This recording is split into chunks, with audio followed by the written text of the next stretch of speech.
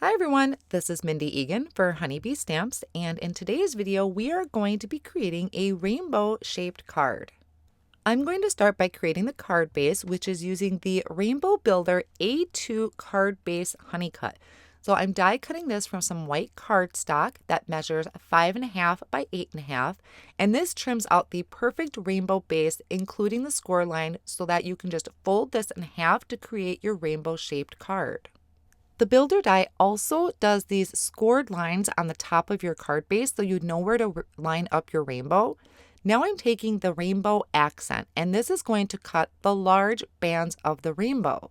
Now if you save this piece that you die cut out your rainbow bands from, you could turn that into a shaker card and get a 2-for-1 out of this. Now I'm going to color my rainbow, so you could have die cut all of these from colored cardstock and have a lot of extra pieces left over. I just went for an 80-pound white cardstock, and then I can color my rainbow bands or the rays however or whatever color I want. I'm going to start with picked raspberry, and these are all in the distress inks. Now I'm going to come in with dried marigold.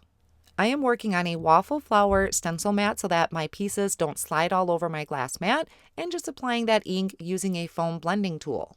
Now on most of my pieces, I'm going to start from the inside of the rainbow and blend out because I can get a darker shade on the inside of the rainbow, and then as I blend out, get lighter. It was a little tricky to do with squeezed lemonade here because it is such a very bright color, but when I want to do light, I'm just going to go in very light-handed. Now, even with going light-handed, the squeezed lemonade was still just a little bit too bright. So to add that little bit of shading, I'm going to bring in my previous blending tool from the dried marigold and just coming in from the inside of that ray and add just a smidge of that orange.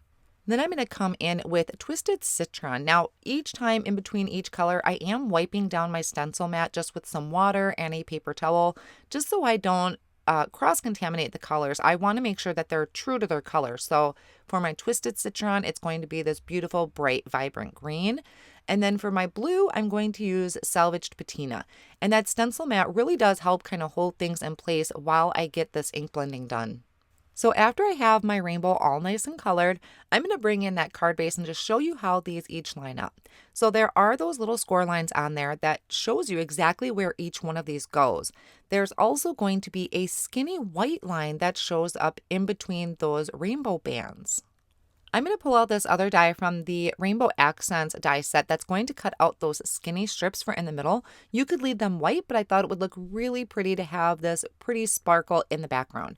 So I die cut out those strips, and then I'm attaching them over that kind of embossed area. It's not really embossed, but you're seeing the etching of that line.